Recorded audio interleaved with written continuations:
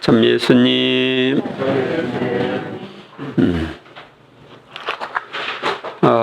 오늘 우리는 왜곡의 성지에 와 있습니다. 이 왜곡의 성지는 여러분들 프린트물에 나와 있는 것처럼 옛날에 와현이라고 했고 기와와 벽돌을 구워서 공급하던 곳이랍니다. 그래서 기와 벽돌 이런 것을 이쪽에서 구웠다는 것이죠. 그래서 왜곡계가 된 것입니다. 우리 이곳에서 순교한 분은 없고 이 서소문과 이 새남터에서 순교했다가 이곳에 묻혀 계셨던 분들에 대해서 이 왜곡의 성지 여기에 보면은 잘 나와 있습니다. 먼저 김대건 안드레아 신부님이 잠시 새남터에서 순교하신 다음에 잠시 이곳에 묻혀 있다가 지금 미리네 쪽으로 옮겨가셨고요. 그리고 이제 병인 박해 때 순교하신 분들 성 베르네 시메온 주교, 또 성 브루트니에르 유스토 신부, 성 도리 베드로 헬리코 신부, 또 성 볼리베 루도비코 신부, 그리고 순교자 프르티에 안토니오 신부, 순교자 푸트니콜라 미카엘 알렉산드르 신부, 이런 분들이 파리 외방선교회 소속으로 새남터에서 순교를 하고 여기에 33년 동안 묻혀 계셨다고 합니다. 그리고 이제 남종상 바오로, 남종상 요한, 그리고 최형 베드로, 이분들이 병인 박해 때 3월 7일, 3월 9일 서소문 밖에서 순교하고 여기에 묻혀서 43년 동안 계셨다고 합니다.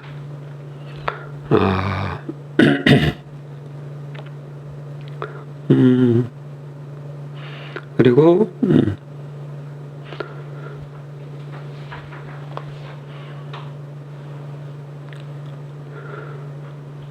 우세영 알렉시오도 새남터에서 순교를 하고 여기에 묻혀 계셨다고 합니다.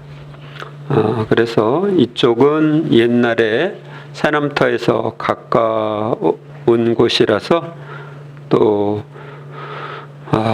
샘터에서 순교한 사람들이 여기에 계시다가 일부는 저쪽 명동성당 지하묘소에, 또 일부는 지금 절두산 성당 거기 위에 모시는 곳에 모셔져 있습니다. 저는 원래 이분들 10분 여기에서 계셨던 분, 8명은 성인 품에 올랐고 2분은 순교했지만 아직 성인 품에 오르지 못했는데 그분들 다 강의를 할 수가 없고, 그래서 성인들에 대해서 4명만 뽑아서 강의를 하려고 강의를 가져왔는데 이걸 하면은 1시간 걸릴 텐데 여기에 대해서 다 이야기를 하기는 그렇고요. 옛날에 여기 이제 순교하신 분들을 여기다가 모신 분이 여기 이제 여러분들 여기 안내문에 나와 있는 것처럼 박순집 베드로라고 하는 분이 신자들과 몇몇 신자들과 함께 시신을 여기다가 모셨다고 합니다. 그러니까 이제 처음에 새남터에서 순교하면 근처에 모셨다가 이제 이쪽으로 이장을 해왔다고 하는 것입니다. 이분이 여러 성인들을 모시고 나중에 자기가 여기 모셨다는 증언을 해서 이 박순집 증언록도 있다고 합니다. 순교는 자기 목숨을 바치는 건데 탄생 영화 보셨나? 탄생 영화 저도 어제 가서 봤습니다. 순교를 두려워하지 않고 우리나라에 들어온 서양 선교사들 오히려 순교를 영광으로 생각하고 기쁘게 순교한 사람들 그들을 생각할 때 그들이 얼마나 대단한 믿음을 가졌는가 알 수가 있죠. 그 사람들은 순교하면 바로 천국에 가는 것이고 순교는 하느님이 주시는 큰 선물이라고 생각해서 기쁘게 순교를 했습니다. 우리나라에서 그 서양 선교사들이 잡혔을 때 그들이 추방당할 수가 있었어요. 추방. 그러니까 추방을 당하면 순교를 안 해도 돼. 그런데 신자들과 함께 죽기 위해서 추방을 거부하고 순교를 한 사람들이 있습니다. 그래서 목숨보다도 양들을 더 사랑하고 양들과 함께 하려고 했던 분들이 순교한 분들, 특히 서양에서 한국에 왔던 불란서 신부님들입니다.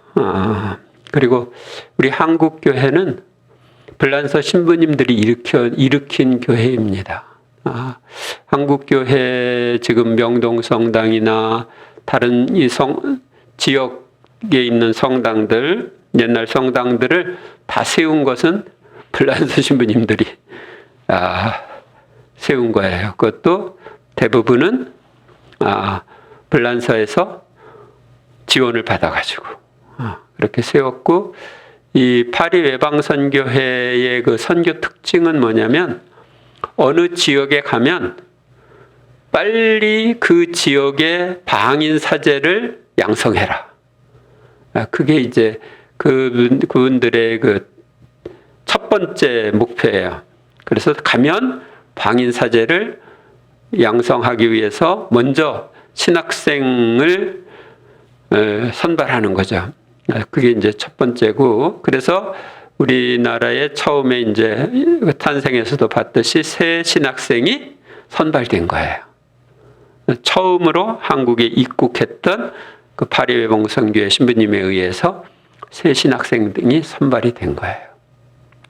그리고 그 사람들은 이제 방인 사제들이 다 감당할 수 있을 때는 다 놔두고 빠져라. 그래서 그 파리 외방선교회가 와서 다 자리 잡고 여기서 오랫동안 있을 수도 있는데, 그렇지 않고 또 그 파리 외방선교회는 그 지역에 가서 그쪽 지역에 있는 사람들을 회원으로 받아들이지 마라. 그러니까 회원으로 받아들이면 거기에 계속 머물잖아요. 그러니까 회원으로 받아들이지 말고 거기서 양성해서 다 잘 되면 이제 옆으로 자기들은 빠지는 거죠. 그 사람들이 주도하도록. 그렇게 해서 우리 한국 교회는 교구 중심의 교회가 된 거예요. 그러니까 일반적으로 다른 나라에서는 이제 수도회나 이런 곳이 가서 선교를 하면 그 수도회가 선교한 때부터 지금까지 계속 있는 거예요. 그런데 이 파리 외방선교회는 선교 정책이 그렇게 달랐어요. 그래서 그 외국 같은 데는 이제 유명한 신부님들 뭐 이런 분들이 주로 수도회 신부님들이 많은데 한국에서는 교구 신부님들이 많은 거죠. 그러니까 엘리트들이 외국에서는 주로 수도회 쪽으로 많이 갔다면 우리나라에서는 교구 쪽으로 오게 돼서 오늘날 한국 교회가 이루어졌습니다. 하느님은 우리를 사랑하셔서 이런 때는 이런 목자, 저런 때는 저런 목자를 불러주시고 그들을 통해서 우리의 신앙을 자라게 하시고 교회를 자라게 하십니다. 하느님 안에서의 삶, 영성생활도 그렇습니다. 영성생활이 이 초기교회 때부터 점점 이렇게 발전해 갑니다. 새로운 것들을 주님이 보여주시고 새로운 것들을 우리가 흡수해서 그만큼 영적으로 진보할 수 있게 해 주십니다. 그래서 이제 현재까지 영성 생활에 있어서 최고의 영성이라고 말할 수 있는 하느님 뜻 영성까지 왔는데 이 모든 것은 새 시대를 준비하기 위한 것입니다. 새 시대를 위한 영성으로 주님이 우리에게 여러 가지 은혜를 베풀어 주셨는데 오늘은 거기에 대해서 조금 살펴보도록 하겠습니다. 고린토전서 2장 9절에 보면 어떠한 눈도 본 적이 없고 어떠한 귀도 들은 적이 없으며 사람이 마음에도 떠오른 적이 없는 것들을 하느님께서는 당신을 사랑하는 이들을 위하여 마련해 두셨다. 그러니까 우리가 생각지도 않았던 그러한 놀라운 선물들을 주님은 당신을 사랑하는 이들을 위해 마련해 두셨다고 말합니다.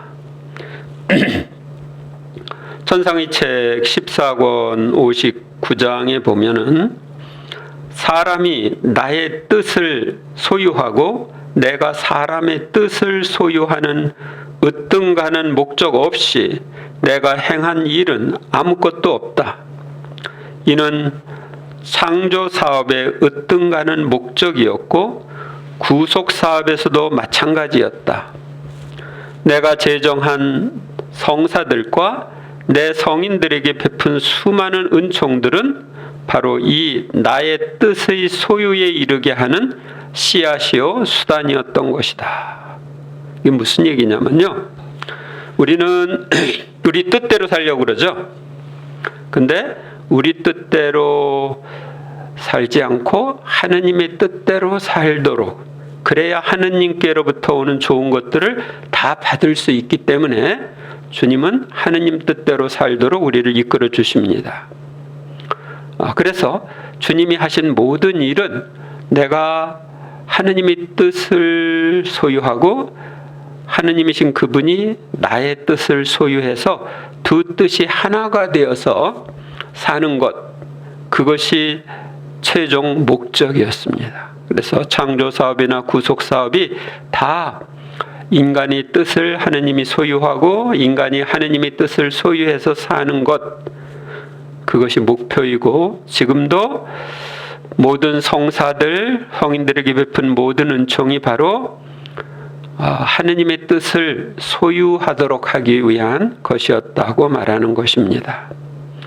하느님의 뜻, 하느님의 의지를 소유하고 그 의지와 하나 되어서 살면 우리는 신적인 차원의 삶을 살 수가 있습니다. 바로 예수님과 성모님이 누리셨던 그런 삶이지요.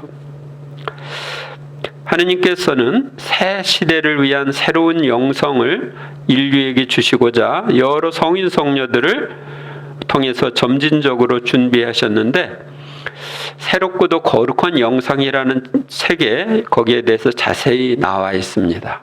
그런데 다 이야기할 수는 없고 거기에 나와 있는 내용 중에 일부만 오늘 말씀드리도록 하겠습니다.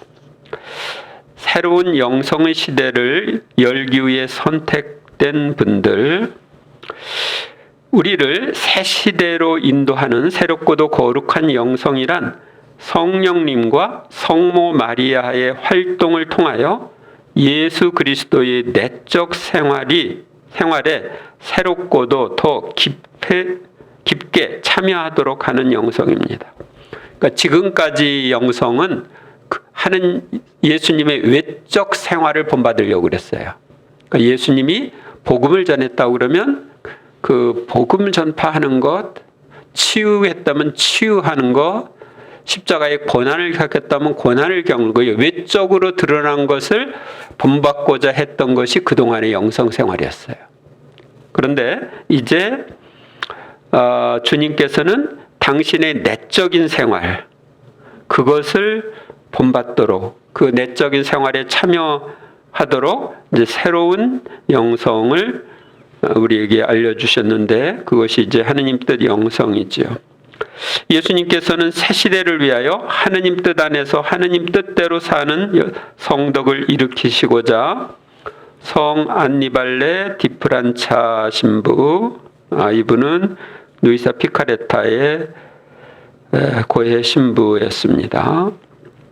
또 성녀 마리아 말가리타 알라코크, 예수 성심에 대한 메시지를 받은 분이죠. 몽프로의 성 루도비코, 성모님이 티 없는 성심에 대한 봉헌 신심에 대해서 성모님께 대한 참된 신심이라는 책에 이분의 그 봉헌 신심이 나와 있는데, 그 봉헌 신심을 주창한 분이십니다. 성 베드로 율리아노 예마르, 이분은 성체 신심, 성체 예수님에 대한 신심을 전파한 분이고, 리즈의 성녀 데레사, 이분은 어린이 길, 성덕으로 나아가는데 어린이처럼 작아져야 그 성덕으로 나아갈 수 있는 것에 대해서 가르쳐 주신 분입니다. 복녀 성삼의 엘리사벳, 삼위일체의 신비 안에서 그 신비 속으로 들어가는 그런 방법에 대해서 이야기해 줍니다. 그리고 복녀 콘치타, 이것도 굉장히 유명한 분인데, 멕시코 분인데, 이분도 하느님 뜻 영성과 연결되어서 우리가 이 하느님 뜻 안의 삶과 좀 비슷하다고 말할 수 있는데, 그 예수님이 우리 안에서 강생하시는 것, 내 안에서 강생하셔서 사시는 이런 그 영성에 대해서 이야기를 합니다. 그러니까 예수님이 내 안에서 당신의 삶을 재현하시는 그런 부분에 대한 이야기를 합니다. 복녀 디나 벨랑제도 신적 대리라고 하는 표현으로 예수님이 우리 안에서 우리의 삶을 대신하시는 그런 것에 대한 신심을 이야기합니다. 성 막시밀리안 골베, 이분은 아우슈비츠 수용소에서 다른 이들을 위해 목숨을 바친 사람이죠. 이분도 성모님께 대한 깊은 신심이 있었고, 또 당신의 삶을 희생제물로 이렇게 봉헌을 했습니다. 이분이 쓴 책들 깊이 있는 책들이 여러 권 있습니다. 성녀 마리아 파우스티나, 이분은 이제 우리가 잘 알듯이 자비심 신심을 이야기해 주신 분이고, 성 비오 사제 50년 동안 우상을 받으면서 사셨던 분입니다. 하느님의 종 마르타 로뱅, 이분도 50년 동안 거의 성체만 모시고 산 분입니다. 하느님의 뜻의 작은 딸 루이사 페카레타, 잘 알듯이 이분 60년 동안 성체만 모시고 산 분이고, 하느님 뜻 안의 삶으로 우리를 이끌어주기 위해서 선택된 분입니다. 하느님의 종 루이스 마리아 마르티네스 대주교, 이분은 멕시코시티 대주교님이었었는데 아까 이야기한 복녀 콘치타 지도 신부였습니다. 그래서 이분들을 통해서 당신이 지상 생활을 하실 때 내적 생활과 이에 참여하는 방법을 알려주셨습니다. 지난 세기에 위에서 언급한 상당수의 가톨릭 성인들, 복자들, 가경자들, 이런 사람들은 예수님의 내적인 삶에 참여하는 체험을 했고, 이런 체험을 글로 기록했습니다. 이 영성의 핵심 부에는 예수님과 마리아의 내적인 삶에 대한 깊은 이해가 있고, 예수님과 마리아와의 더 깊은 일치가 있습니다. 여기에서 서술된 새롭고도 거룩한 영성은 그리스도교의 처음 2000년 동안 성령께서 하신 일의 연장이기도 하고 성취이기도 합니다. 이 성경은 성덕의 성장을 예견했습니다. 바오로 사도는 에베소서 4장 13절에서 우리 모두가 하느님의 아드님에 대한 믿음과 지식에서 일치를 이루고 성숙한 사람이 되며 그리스도의 충만한 경지에 다다르게 됩니다. 그래서 우리가 그리스도의 충만한 경지로 나아가는 것에 대해 이야기를 하고 있습니다. 요한복음 17장 21절에 보면 아버지께서 제 안에 계시고 제가 아버지 안에 있듯이 그들도 우리 안에 있게 해 주십시오 하고 예수님이 기도합니다. 바로 제자들이 하느님 아버지와 예수님 안에 있게 해달라고 청하는 것입니다. 요한복음 16장 12절에 보면 내가 너희에게 할 말이 아직도 많지만 너희가 지금은 그것을 감당하지 못한다. 그러나 그분 곧 진리의 영께서 오시면 너희를 모든 진리 안으로 이끌어 주실 것이다 하고 예수님이 말씀하십니다. 성령께서, 진리 영께서 오셔서 우리를 모든 진리 안으로 이끌어 주신다. 그래서 이 신앙의 신비가 점점 더 풍성해집니다. 과거에는 이런 진리, 요즘엔 또 저런 진리, 그래서 충만한 진리가 계속 계시되고 있기 때문에 우리가 충만하게 살 수가 있는 거죠.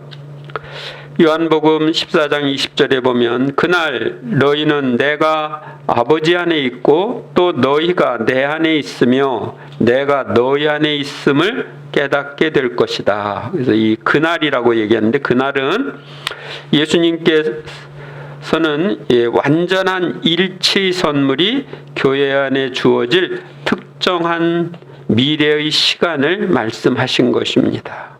그래서 하느님 뜻 안의 삶을 여러분들이 살게 되면 우리가 주님 안에 있고 주님이 우리 안에 계심을 느끼게 됩니다. 신앙의 우인들도 앞으로 복음화된 새 시대를 언급했습니다. 지금은 코로나로 인해서 냉담자들이 많아요. 코로나 냉담자들. 또 다른 나라에서도 수많은 냉담자들이 있습니다. 그런데 유명한 영성신학자인 하느님의 종 후안 아린테르 신부는 이렇게 말합니다. 요엘이 예언한 것처럼 성령의 선물을 모두가 받게 되리라는 것이 다락방에서 시작은 되었지만 아직은 완성되지 않은 것이다. 성령의 선물이 오순절 다락방에서는 시작되었는데 아직 완성되지 않았다. 성령이 충만하게 내리고 완전한 정의가 통치하게 되면 환시와 예언이 그대로 이루어지고 영원한 정의가 확립된다. 다니엘이 말한 대로 땅 위의 모든 임금들이 그에게 경배하고 모든 민족들이 그를 섬기게 된다. 이사야의 장려한 예언대로 온 세상을 평화와 성덕이 지배할 것이다. 그래서 모든 민족들이 주님을 섬기고 온 세상에는 평화와 성덕이 지배할 날이 올 것을 예고하고 있습니다. 지금은 거의 주님을 섬기는 사람들이 없다고 할 정도로 소수인데 그것이 바뀔 겁니다. 성령께서는 복녀 폴리뇨의 안젤라에게 이렇게 말씀하셨습니다.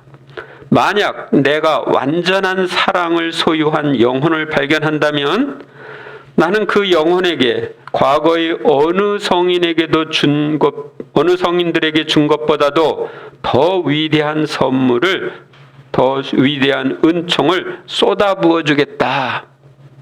그래서 아주 완전한 사랑을 소유한 누이사 피카레타에게 주님은 엄청난 은총을 쏟아부어 주셨습니다. 성 토마스 아퀴나스가 교회의 마지막에 대해서 한 말씀이 있는데요. 모든 이가 성숙한 사람이 되어 충만한 경지에 이르기까지 달린다. 그리하여 모두가 같은 은총의 법을 지키면서 모든 일에 있어 더 완전하게 될 것이다. 그래서 모든 이가 성숙한 사람이 된다. 충만한 경지에 이른다. 더 완전하게 된다. 그래서 미래에 있을 교회의 모습을 이야기하고 있습니다. 성 교황 요한 바오로 2세는 이렇게 말했습니다. 우리는 대희년을 준비하면서 영이 원하는 것들을 강조해야 하겠습니다. 이것이야말로 새로운 대림의 기간이라고 하는 밤에 울려오는 신호음으로써 이 기간이 끝날 때에는 2000년 전에 그랬던 것처럼 모든 사람이 하느님의 구원을 볼 것입니다. 지금은 새로운 대림의 시기고 이제 이 기간이 끝나면 모든 사람이 하느님의 구원을 볼 것이다. 하는 말씀을 우리 시대에 살았던 교황 요한 바오로 2세께서 말씀하셨습니다. 그래서 지금은 대림의 시기입니다. 새로운 대림의 시기입니다. 새하늘 새 땅의 새 시대를 향해서 나아가는 대림의 시기입니다. 예수님의 재림을 기다리는 대림의 시기입니다. 몽프레이 성 루도비코는 이렇게 말씀하셨습니다. 세상의 마지막이 가까워지면 전능하신 하느님과 그분의 거룩하신 어머니께서는 마치 덤불들 위에 드높이 솟은 레바논의 향백나무를 일으키듯이 다른 대부분의 성인들보다 또 성덕에 훨씬 뛰어난 큰 성인들을 일으키실 것이다. 그래서 과거의 성인들보다 훨씬 뛰어난 성인들을 일으켜줄 거라고 말합니다. 마리아는 성령과 함께 이 세상에서 가장 위대한 일, 다시는 더 있을 수 없는 가장 위대한 일을 했다. 즉 하느님이신 사람을 낳으셨다. 따라서 마리아는 세상의 끝에 가서는 위대한 성인들을 탄생시킬 것이다. 이 세상이 끝날 때에 태어나는 이런 위대한 성인들의 양성과 교육은 마리아가 맡으신 일이다. 그래서 지금까지 있었던 성인들보다 위대한 성인들이 태어날 거라고 그랬는데, 이 하느님 뜻 안에서 여러분들이 하느님 뜻대로 살면 바로 그런 성인이 되는 것입니다. 누구나 될 수 있는 것인데, 주님의 의지랑 하나 되어서 내 의지가 움직이면 내 의지가 움직인 그 효과는 신적인 효과가 있는 거예요. 하느님의 의지가 나를 움직였기 때문에 그 신적인 차원의 삶이 되는 거죠. 그래서 우리는 그동안 자기 의지로 하느님의 뜻을 따랐던 사람과는 비교가 안 되는 놀라운 성덕을 차지합니다. 우리가 하느님 뜻, 그분의 의지와 하나 되어서 하느님 뜻 안에 살게 되면 천국에 가서 모든 성인 성녀들이 누리는 영광을 다 누릴 수 있다고 합니다. 성 막시밀리안 콜베 신부는 이렇게 말합니다. 영혼들이 마리아를 받아들이면 그에 따르는 모든 축복을 받게 된다. 어느 나라에서든지 원죄 없으신 마리아의 도시들이 생겨나야 한다. 가장 악독한 죄인들의 눈에서 눈물이 쏟아져 나오는 것을 보게 될 것이며, 감옥들이 모두 텅 비게 되고, 정직한 일꾼들이 하나로 뭉치며, 가정에는 덕행과 평화와 행복이 넘쳐 흐를 것이다. 모든 불화와 불일치는 사라질 것이다. 왜냐하면 새로운 시대일 것이기 때문이다. 그래서 감옥이 텅텅 비는 시대, 가정에 덕행과 평화와 행복이 넘쳐 흐르는 시대, 모든 불화와 불일치가 사라진 시대, 그런 새로운 시대가 올 것을 막시밀리안 콜베 신부님은 예언했습니다. 그런데 그 시대가 앞으로 올 새로운 시대입니다. 십자가의 성 요한은 이렇게 말했습니다. 거룩한 박사들이 많은 신비스러운 것들과 경이로운 것들을 발견했고, 신심 깊은 영혼들은 우리가 살고 있는 이 세상의 조건들 속에서도 이렇게 발견된 것들을 이해했다.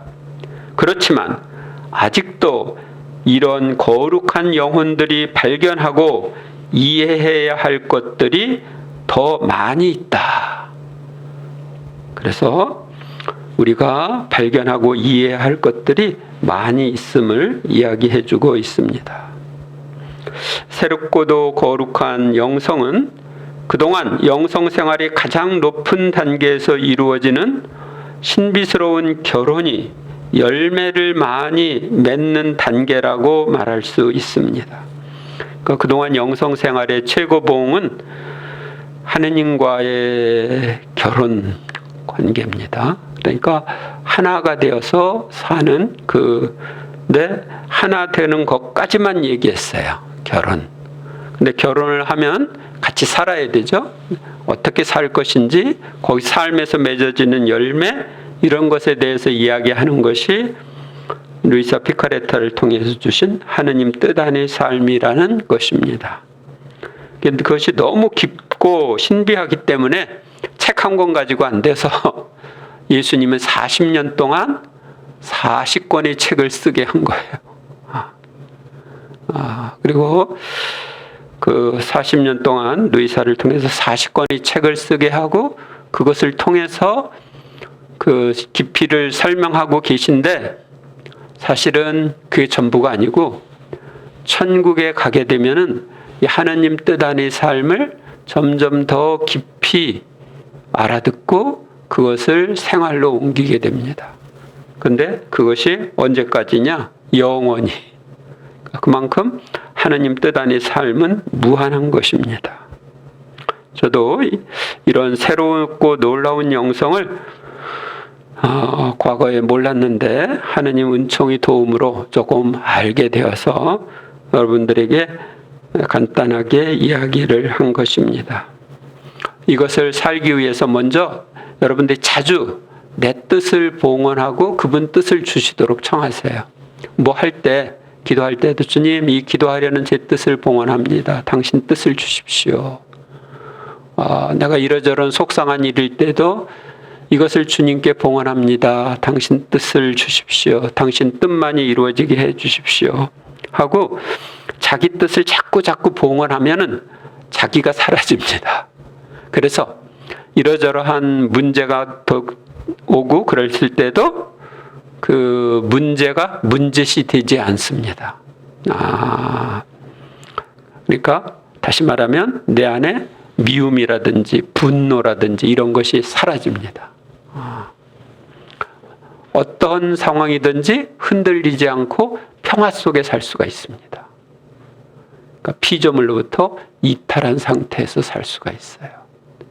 그래서 여러분들이 하나님 뜻 안에 살면 제일 먼저 이루어지는 게 자기 격정으로부터 욕정이라든지 미움이라든지 질투라든지 시기라든지 이런 부정적인 그런 것들로부터 벗어나는 거예요. 그래서 자유롭게 이 세상을 살아갈 수가 있습니다. 여러분 모두가 그런 삶으로 초대를 받았다고 생각하시고 그런 삶을 살아가는 여러분이 되시기를 바랍니다. 아멘.